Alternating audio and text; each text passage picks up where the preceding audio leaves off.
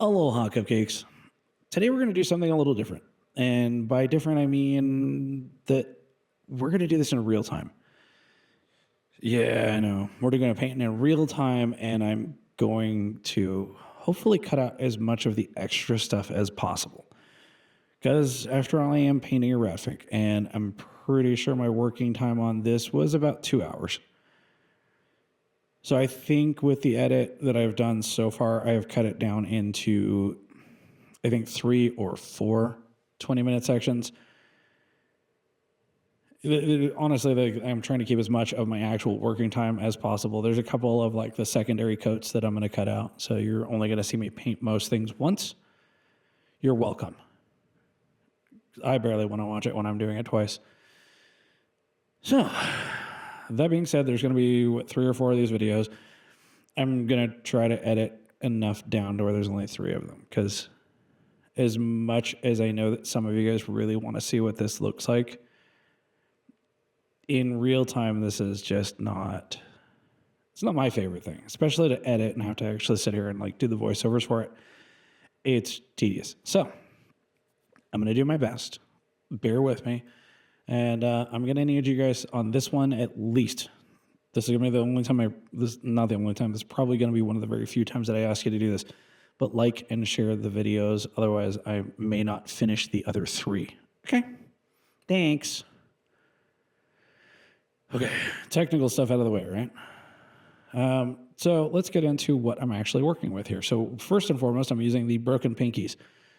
These are one of the sets of brushes that I did a test, and just I really like 3 or 4 of the brushes that are in this set. The mullet, for example, the scripty, and then the 2 detail brushes. I really like working with them. I haven't actually gotten into the other sets with these yet, because I've been doing a bunch of the other review videos because I had to get the paints out of the way. So I'm getting to the other sets from these, because I think I have the orange handles, the green handles, and I think there's one other set that I still have to work with. And then I've still got the quills. So those will be coming up eventually. So meantime, this is the only set of graphics brushes I've done a review on, and I really like working with them. So that's what we're using. The next thing with this is that we are working with Alpha Enamel. So this is Alpha 6's Monster Green. And per my normal behaviors lately, we're paletting out of the cup, and I'm paletting on the palette after. So everything's mixed in the cup. And then I use the palette just to flatten it out and sharpen up my brush tip. So for the paint, though, what I've added to this is a little bit of reducer, a little bit of hardener, and then I'm trying out their flow enhancer. Didn't realize that I had a bottle of this stuff, so I thought I'd give it a shot. And what better way than to just try it on an actual painting and see how it goes, right? Because, what could go wrong? So far, what I can tell you is that with the flow enhancer, I'm not seeing a huge difference in terms of the texture of the paint and the way that it's flowing. It's less bubbly on the palette for sure, but I'm not seeing a whole lot of difference with it. Now, the thing with this one and the hardener is when you're using it with the hardener, and really anytime you've reduced it to where it flows the way that this is flowing right now, you're going to have a little bit of a coverage issue. And I accept that going in. I know that I'm going to have to coat everything twice. You do have to wait until it's tacky, but not necessarily dry before you put that secondary coat. I'm probably doing a little bit premature, but I was kind of curious as to how well that was going to work with the flow enhancer in it. And it seems fairly consistent for what I'm used to working with Alpha 6. So just bear that in mind when you see me doing everything twice. That's why. So the second thing with this one is I am realizing that I didn't do a good job sealing the sides of this wooden canvas. So you're going to see me go over everything like 3 or 4 times, because it just drank the paint and soaked it all in. It was awesome. But that's the whole point of these things, was for me to use graffiti paint when I painted them, and then I wanted to use just rattle can clear coat because I wanted to keep that wooden texture to it. in hindsight, just use car paint. Just be an adult about it. Mix your two parts and just hose it because it's like right there. Like that's having to just sit here and like jab the brush into it to get into the little creases. That's just frustrating and infuriating, especially when I know that I'm coming back in with 2 or 3 more colors in that same area. Plus, I get to do the detail work with the black. And usually by the time I get to the black lines, I'm kind of tired and I'm a little bit just overworking. Like it's break time, nap time, whatever. Especially on something like this, because I've got 2 others that I was working on at the same time. You may have seen those. Best. One of them was the Tiki, which honestly, that one was the toughest one out of all of these because it wasn't sealed and that was nothing but pinstripes. It doesn't all look like it, but it was all done with a pinstriping brush and black paint. And the hatch marks that I did for the shading on it is just intense. Like I was going cross-eyed working on it and then having to do each line twice. Just seal up whatever it is you're going to paint on it, guys. I think my last point about technicalities with this one, I am using medium temperature reducer. No, I'm using low temp reducer with a little bit of high temp in it. That wasn't on purpose. That was just me not paying attention to which bottle was getting added in for the second round. So don't do that. I mean, I'm sure it's fine, but as soon as I did it, I stared at it and I'm like, do I dump this? I was like, you know what? It's just reducer. It's probably fine. Then it's starting to not be freezing here, so I do have some degree of temperature to work with. And I mean, I probably had both heaters running, if not just one. I like to try to keep everything consistent temperature-wise when I'm working, just because it makes life easier on me. Just things are more comfortable, and I don't throw things around the garage nearly as much. Oh, it's 70 degrees. So yeah, I've definitely got a heater on. The little thing on the wall with the 70 on it, that's my little weather station. So this one, we're going to work with the imitation gold from Alpha. I think it looks like hot mustard, like the hot mustard that comes in a little can and they have to, mix it with water before it's hot mustard, the powdery stuff.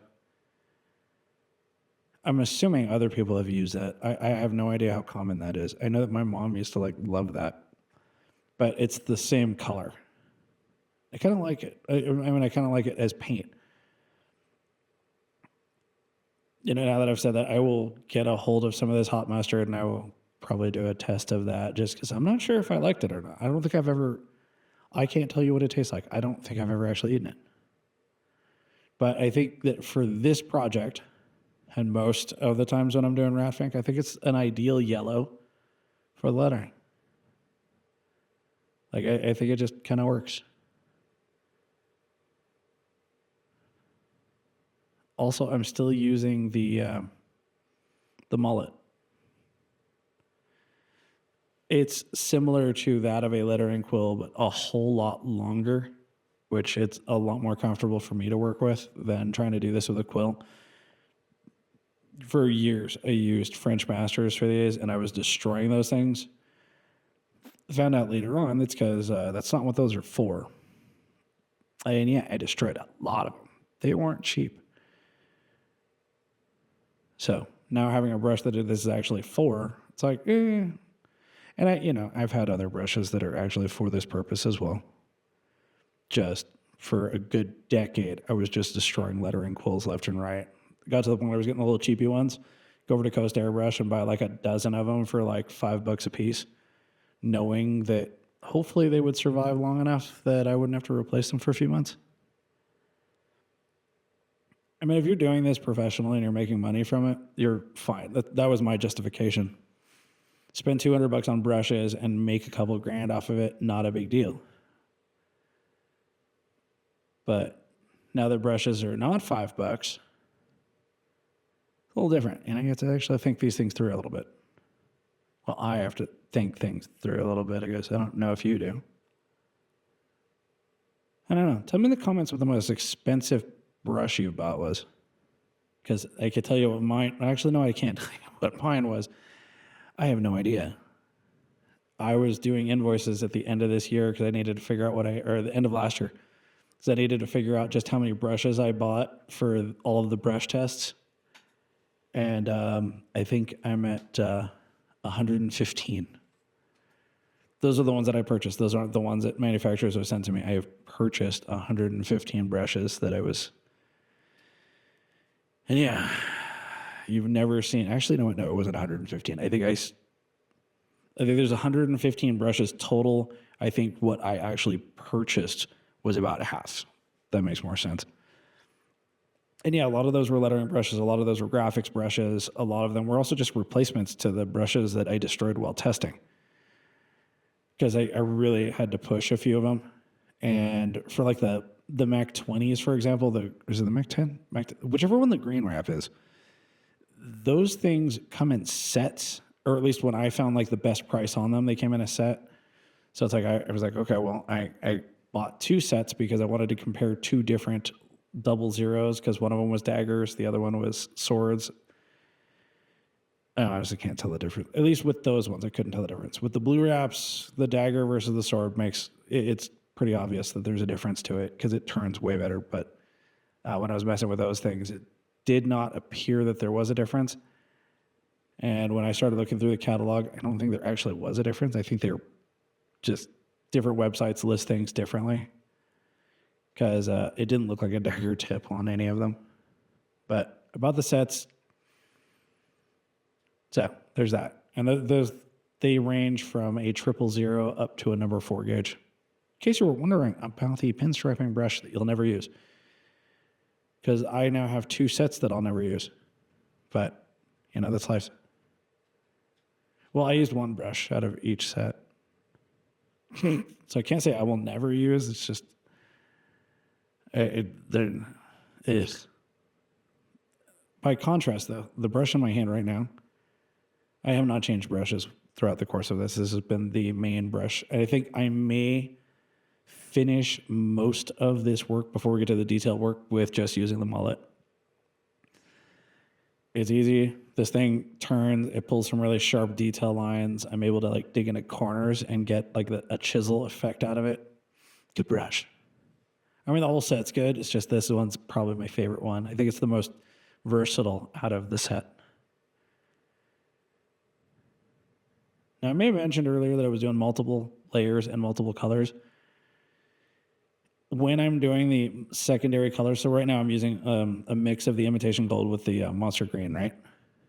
I get to go over each of those twice as well. And it's just for consistency's sake at this point. That, and it kind of fades a little bit when I get into these like squirrely parts in the corners. And it's just because I want more definition. I want a more precise and accurate looking stripe out of it. That's all. So like once the first color is down and you're painting on top of that, if you're layering, you don't really have to do the second color. I was just doing that out of general purposes, because there's a few of these like right there kind of faded out a little bit. So I need to add a little more reducer and then do it again. And then when I get into this side here, even though I already have the first layer of colors down, there was no way this was going to work with just one. So it's like you have to double it up. I mean, even looking at it from this angle, you could still see that there's a little bit of, it's a little thinned out in the original color. And that's 2 or 3 layers of paint. And then there's some spots I leave it a little bit thin just so I have my point of reference so I can see where I'm going with the brush. So those are on purpose, oddly enough. Now the red, honestly, I was going to outline this and just kind of change my mind while I was paletting. That's why I didn't mix it up in the cup. That's why I didn't add anything to it. I was just going to reduce it and go, because I thought I was just going to outline just where the shirt should be. And for the most part, I did. Well, here you'll see. So I'm getting ahead of myself. So this one I did switch brushes, I think. Yeah, I grabbed the other one because there's a shorter one, and I keep forgetting what this one's called, but it really is just a chisel brush. But it's a little bit shorter than the mullet, and it just gets right in these corners. But once I started, it's like, okay, well, this could be a little wider. I was like, we're not going to do those tight lines. Let's let it be big and we'll fade it a little bit. So this might be the only this might be the only interaction with color that I've done in this one where I didn't have to do two, but it's also because I was fading into the existing base color. So that's all that was. I know it's a lot of talking for something that you can see happening in real time. So that's really all I was getting at with that one.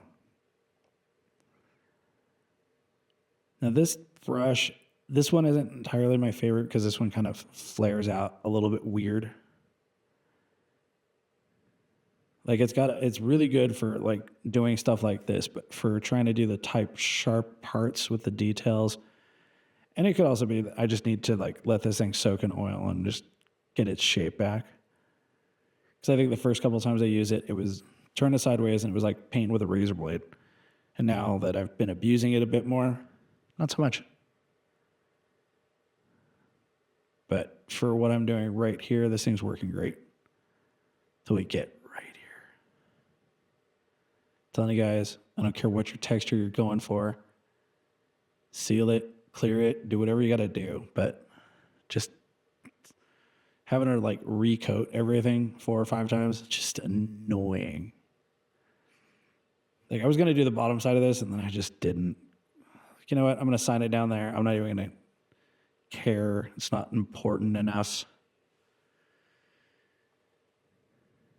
And you see that hesitation right there? That's me debating if I really want to do this side. It's like, is there another way I can do this? Can I just not? But we're already here, so we're doing the work. Also, if you're still here watching at this point, I wanted to just let you know, we're at 17 minutes. We're almost there, guys. So like I said earlier with this one, this video, I really didn't want to make this one. I mean, editing it was kind of fun because this is the first time I've actually like sat and had to actually really think about the timing, framing, and all that other stuff to try to keep it as interesting as possible, considering what it is. So normally when I'm putting these videos together, I just go and it's like, okay, well, how do I shorten that? How do I make, like, I'm going to cut this out. Let's make this a little more interesting. And I end up chopping up the videos to a point where there's, a couple hundred cuts here and there. And then I've like time lapse things and I speed things up to like 3, 4, and occasionally 1,000 times their speed to make them more interesting. Didn't do that with this one. This one's all just real time, me letting it go because y'all asked for it. Don't know what's wrong with you. Actually, I know exactly what's wrong with you, but you asked for it. So here it is. Super excited. Look at that, just paletting away. Oh, you know what? This is when I was actually trying to add, I was using the red to mix in with the Monster Green, and the Monster Green has the hardener in it, so it was like almost already dry. Yeah, it was fun, but we got it. And I think this one I was able to get away with doing just one swipe of each color. Like I'm pretty sure that's how that worked out. So what I did with this one is I take the existing color with with the red, just a little bit of red, and I add that into the green, and I just mix it until it makes this gnarly looking brownish green. And that's how I do the shading with these ones. Don't know if you knew that or not. I know that I posted a Rat Fink video, and I think it was kind of a how to paint it. I don't think I went into how I go about doing the color mixing. I don't know if I ever actually described it. I think even when I'm doing these, like when I'm teaching the classes and stuff like that, I don't think I really explain it necessarily. I think I just tell people to get a different green. I never do, though. I usually just stick with the same green I started with, and I just add other stuff to it to get what I want out of it.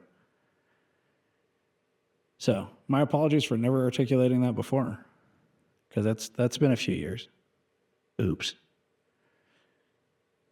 See, I'm still learning.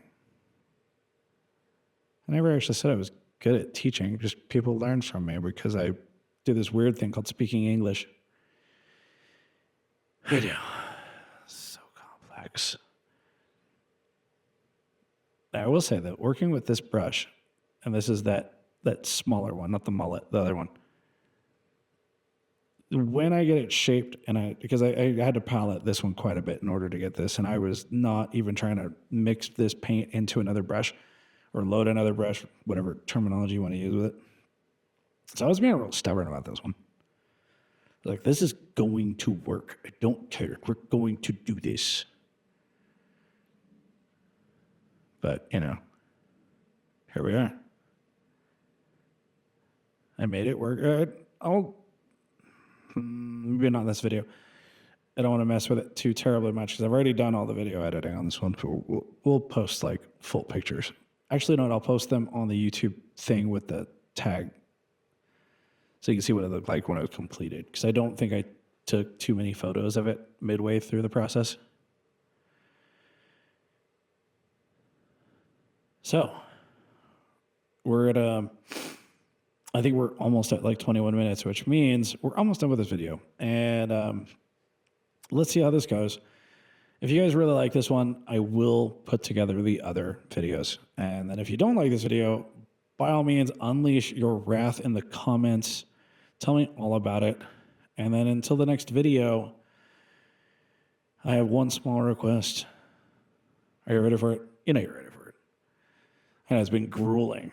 Anyhow, in the next video, or for till the next video, stay moist, my friends.